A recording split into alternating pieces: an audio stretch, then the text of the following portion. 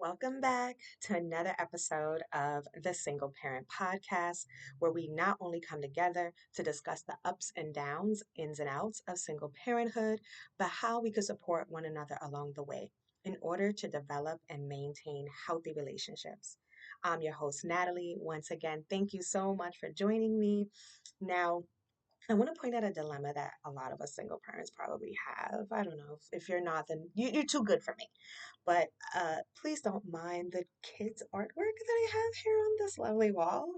I don't know about your child, but mine definitely thinks she's an artist. Excuse me, she is an artiste. So let me start there. But thank you so much again. Now that that's out the way, let's focus on the next topic at hand, and that is this self-love journey. And let me tell you something. This self-love journey is a bitch. And I'm so sorry to put it that way, but when I thought about this topic, there's really no other way to put it. And those that feel me, yeah, you understand what I'm talking about. So excuse the bad language, but understand that that's the only way I could describe it. I mean, it looks so wonderful, in theory. I remember before I got onto my self love journey, I was looking at everyone else and I was just like in admiration and intrigued by, oh my God, this self love journey, especially as a woman. I think we preach that a lot to each other, and especially female dominated spaces. I feel like that's a word you hear a lot, self love. And it sounds wonderful and it sounds great. But on the flip side of it, and when I actually started going through my own self love journey, I realized it could kind of be a little ugly at times and quite painful. And I remember having friends that I would talk about, right? About taking that journey and hearing from them say, sometimes they'll say, oh my God, I don't even want to do that because I feel like there's going to be some things that come up that I don't want to face. And I didn't understand at the time, but going through the process myself, I realized like, wow, this is no joke. Um, and so how did I start my self-love journey, right? I feel like I started my self-love journey, definitely right after I had my daughter. And that's not to say that prior to that I didn't strive to work on that and, want to learn about self love for myself. But when I had my daughter, I think a lot of things really opened up my eyes. And I realized that I needed to really work on myself and I really needed to start to love myself. And I thought I knew what that looked like prior to that. But I think after having my daughter was when I started actively seeking that out, right? And so knowing that you need to do something and then taking the charge to actually do it is completely different. And so I realized at that point that while I wanted to, work on self love, and I thought that's what I was doing prior to that, I was actually now ready to walk down that path. So journey with me, again, it hasn't been a pretty picture, at least not for me. I don't know about any of you guys, but before we get started, can you please do me a favor? Subscribe, comment, like, and share this video. I'm sure that, even though this is called the Single Parent Podcast, this conversation again is for anybody. So when you get a chance, subscribe, comment, like, share. Thank you so much. Um, what is self love? I looked on Brain and Behavior Research Foundation online says self love is accepting yourself as you are in the present moment for everything you are, accepting your emotions and putting your physical, emotional, and mental well being first and foremost. And I thought that definition was so interesting because, again, we hear these words self love and we don't really actually take the time out to figure out what it actually means. What's the definition? Where does it come from? Um, in reading that again, I'm like, yeah, that's exactly what I had to realize. I was so busy stuck thinking about who I was before and how just disappointed I was with a lot of the decisions that I made in my life and the ways in which I went about certain circumstances. You know, I had to really get past that first in order to fully step into this self-love mode, because again, as I stated, it's really just accepting yourself as you are right now, not who you hope to be, not who you think you were before. It's who am I today? And am I okay with who I am? And that really starts in steps. You definitely don't wake up one morning like, I love myself entirely today. And, I'm the perfect being that I ever will be. No, that does not occur. And it ain't ever going to occur. I remember reading something somewhere, it was an article where the girl talked about, self love is an everyday journey. And one minute it can look so good and feel so amazing. And the next minute you feel like, how the fuck did I get here? Like, I thought I was past that. I thought I was above that. I thought, I learned from that. And the reality is that there's going to be times on our self love journey where it's going to cause us to take a break. It's going to cause us to take a pause and reevaluate a lot of situations. Hopefully, ourselves first, and then outward from there. But it should cause us to say, you know what? I still need to work on that. Or maybe I need to get a better way to deal with this moving forward. Things can work for us for a very long time. And then at what point do you say to yourself, okay, you know what? That was useful for what it was, but now I need something else. I need to figure a different way out. Um, I Googled self love as well, and this list came up, which I thought was really interesting, called Four Aspects of Self Love. So, self love is broken down into four aspects, right? The first is self awareness, the second is self worth, the third is self esteem, and the fourth is self care. And again, I know we've heard these words before and these terms before. We've probably used them time and time again, especially us ladies, girl. Don't act like you didn't. Self love, self care, self worth, self esteem. We've used them all. But I really don't think we've really delved into the meaning of what they actually meant, right? So, number one, self awareness. Understanding who you are, everything like your thoughts, your feelings, your actions, your personality, your values, and your beliefs. Because what people really don't understand is, in order for you to be self-aware, which by the way is clearly the most important one, before you can get self-worth, before you can get self-esteem, before you can do self-care, you really got to be self-aware of who you are. Why do you behave this way? Where did you get this from? Why do you think this way? Where have you gotten these thoughts? Why are you thinking this way?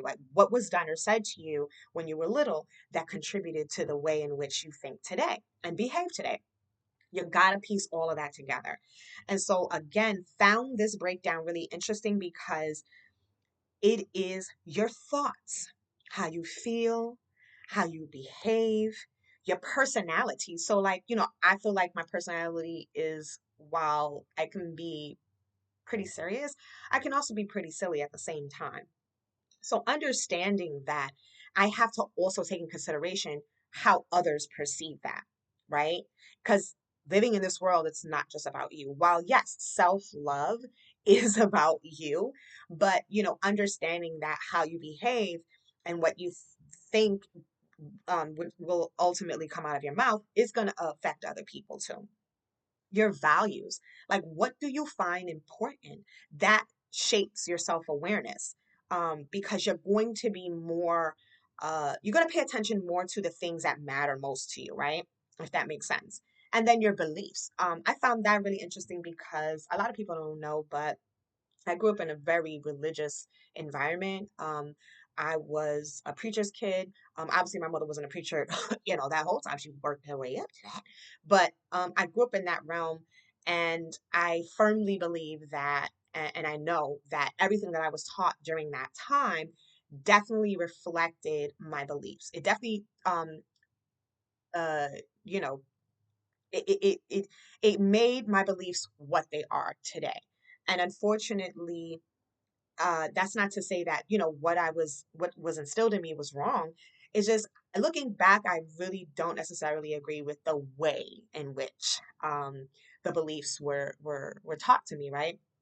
I think that it's okay to, you know, develop beliefs based on religion. However, I think when you're forcing it upon people, it's not okay. And one of the things that stuck out to me when I was younger was being often told that, yeah, we're all Christians, but you also got to believe exactly the way we believe. Like, why? That's definitely one of the things that run me the wrong way with religion is that anytime you try to question things, well, at least in my experience and a lot of experiences of my friends, you were often like demonized, like, oh, how dare you, question this. And if this is what we said the interpretation of the scripture was, that's what it is. And you don't have the ability to say how you think and feel. It's what God says. And, I had to really do an undoing of that thinking. And it's funny because as a result, um, and in my opinion, a wonderful result, my children now have a very free way of thinking, especially as it pertains to religion and spirituality. And I'm forever grateful of that. So, self awareness is developed through self reflection, which is looking inward to understand yourself, your actions, and your thoughts. So, again, self awareness starts with you. You have to be able to say to yourself, this is what you do, this is why you do it. And if this is not going to benefit you, we need to improve this. This is what you do, and it's great for you. So, let's continue that or let's improve upon it. It's ultimately your decision. Self worth. Self worth is an internal sense of being good enough and worthy of love and belonging from others. Oh, this one hit me hard because it's funny. If I look back, I could have sworn I had such great self worth back in the days. But when I really looked at the definition, I didn't because I did not feel like I belonged in a lot of environments. I did not feel like people accepted me a lot, growing up, especially in terms of the decisions that I made for my life, which is sad. But I think a lot of people do experience this. Self worth is often confused with self esteem. But self esteem relies on external factors like success and achievements. So there's a difference between self worth and self esteem right there. Which again, I didn't really know the difference between the four prior to this. Now, self esteem is how a person perceives and values themselves based on their beliefs and opinions. Self esteem is often shaped by thoughts, experiences, and relationships, including related to culture, religion, and societal status. So clearly, what this is saying is that, you know, how you perceive yourself is definitely based on um, your beliefs and your opinions, right? So if I believe it's okay for a woman to, behave a certain way, then there's nothing that you're going to tell me that's going to make me believe otherwise unless I work on that way of thinking to change it, right? Doesn't mean it's right or wrong. It's just how I perceive myself is based on how I'm thinking on an everyday basis. And it's going to take time and effort in order to change that, whether in a positive or negative way. And again, your self esteem is shaped by your thoughts. Like, I really wish that I worked on my mental stability a long time ago because I really did not realize how much my mental health would suffer at some point because of my negative thoughts, right? I thought I was doing myself a favor. I thought I was, keeping myself humble by always criticizing myself. And I really did not realize that it was really sabotaging myself.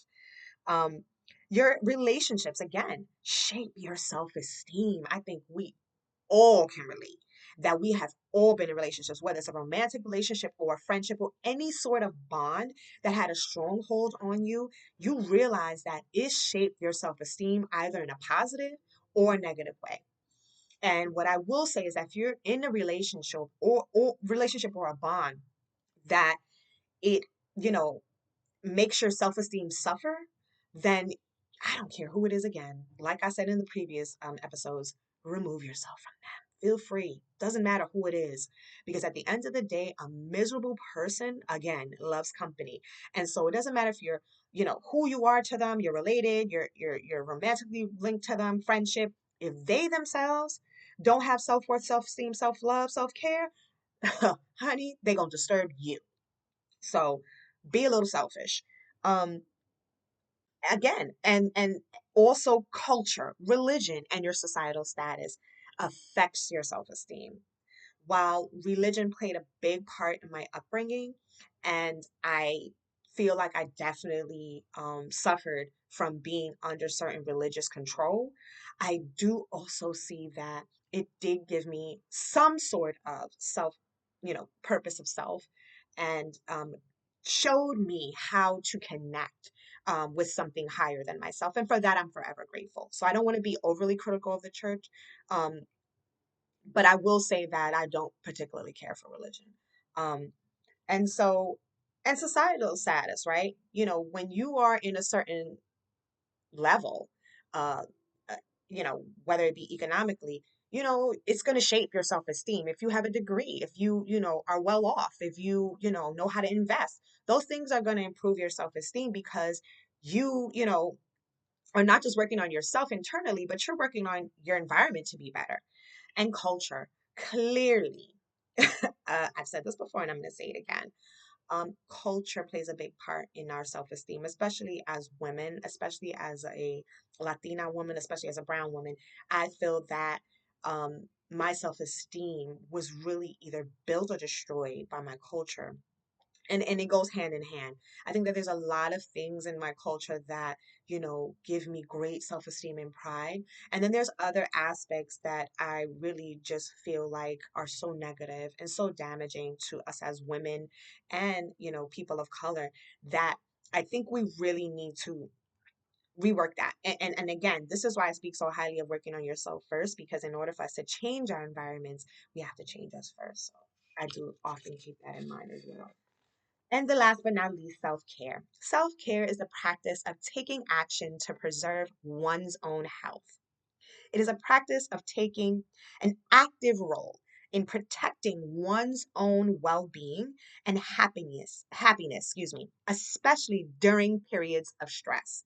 You know, I hate when people used to say, "Oh, whenever you going through it, people, whenever people going through, that's when they run to the church. That's when they run to God." Well, yeah. I mean, it's a natural reaction that when you feel distressed, when you feel down, when you feel saddened, to look for inspiration. So, I encourage you that when you do go through periods of stress, self care is key, right? I don't care what little step you take.